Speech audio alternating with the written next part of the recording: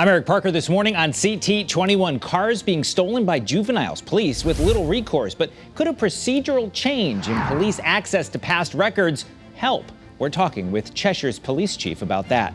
And masks in schools, government power. There are certainly lots of opinions out there on those subjects. We're getting more on that from the Journal-Inquirer's Chris Powell.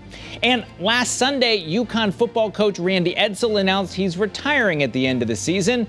One day later, news breaks that he's off the field immediately. We're dissecting exactly what's going on with the program and what the future looks like for UConn football with our own Joe Zone and the Day's Mike DeMoro.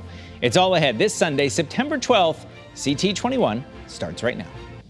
From Channel 3, this is Connecticut's most watched current affairs program, CT21, with Eric Parker. Sponsored by Hartford Healthcare. Good morning. Thank you for being with us. The car break-ins by teenagers continue across the state. This past week, 5 teens were caught scattering from a stolen car when confronted by police in East Lyme. Take a look.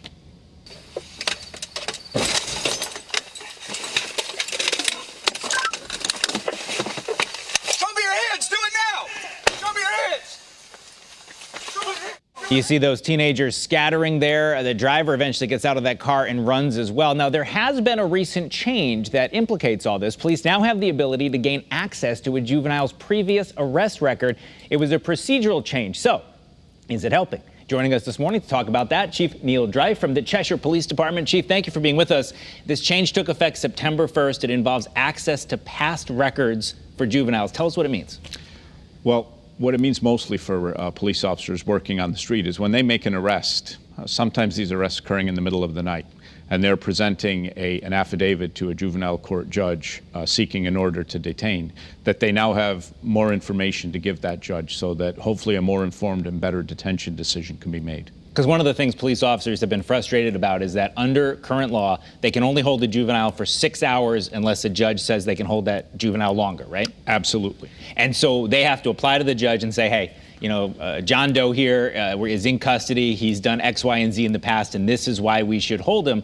But before, what happened in the past, unless you happen to have a history with that individual offender, you didn't know, right? Right, and I think one of the things we've seen, particularly in the last couple of years, is that these juveniles are spreading out across the state.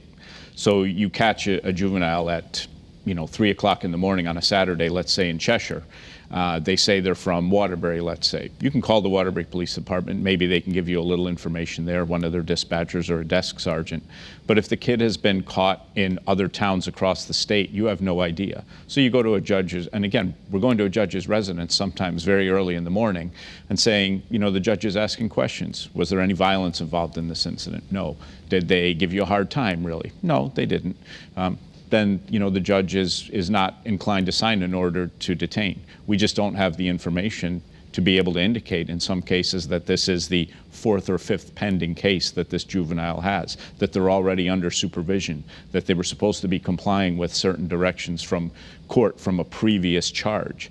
Again, hopefully this change will give us a little bit more access to that information so we can provide it to the judge, and then the system kind of works together to make the best decision, not only for the juvenile suspect, but also in some cases to protect society from somebody who might not be following the directions that they've been given in their previous cases. And certainly we saw that video from East Lyme at the beginning of the program. The suspects there who were detained, none of them had any connection to town, and in fact were from quite a distance away, most of them. So if you make that arrest, obviously you know that it's a juvenile, and obviously the juvenile system exists for a reason, but was the biggest problem just that information and accessing it?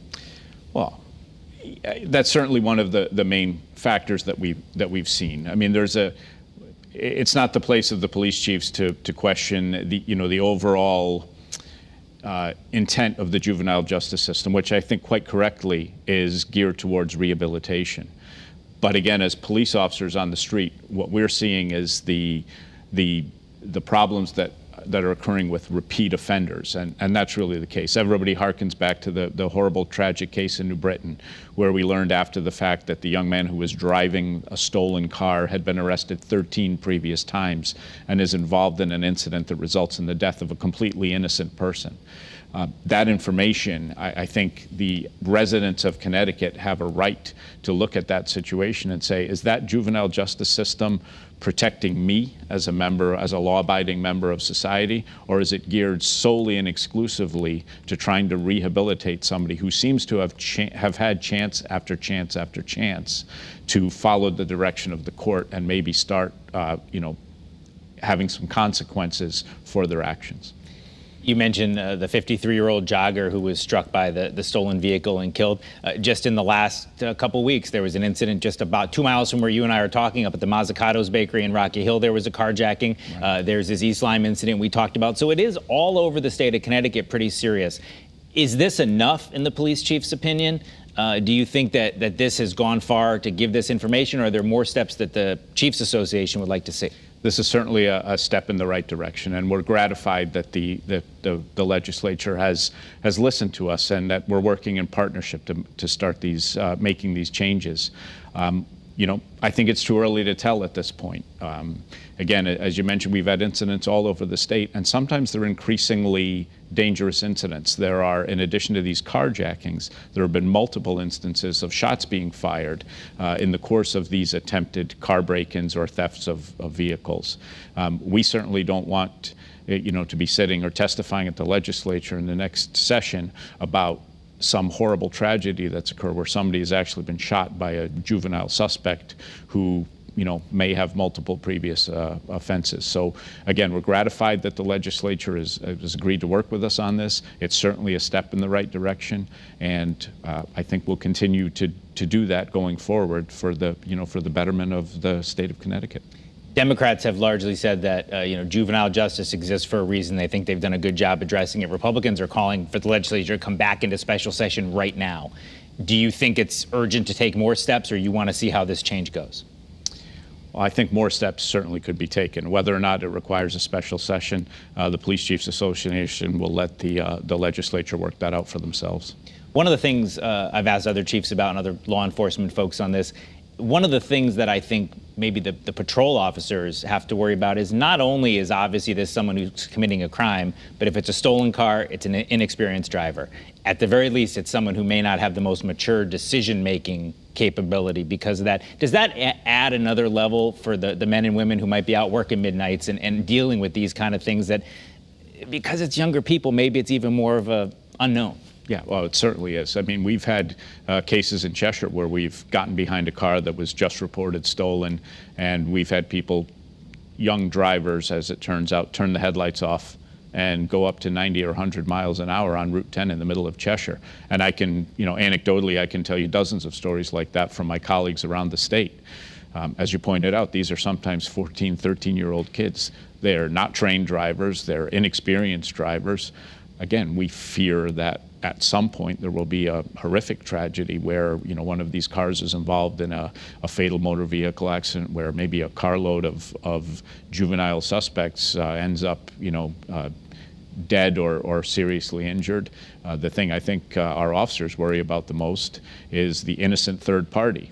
Imagine some person leaving their third shift job and they get T-boned by a car they couldn't even see because it was going 100 miles an hour with the lights out, fleeing from some sort of incident where they were either stealing a car or breaking into a car. Well, we have within the last 2 weeks now, we have this new data source for police officers. We'll see how that change goes. I think we're going to see a lot more about it at the legislature as well. Chief Neil Drive from Cheshire, we appreciate you coming in. Thank you. All right. Coming up later in our program, what's going on with UConn football? Channel 3's Joe Zone and The Day's Mike DeMoro are sharing their thoughts. But up next, masks in schools and the governor's executive powers. Chris Powell from the Journal-Inquirer will join us right after this.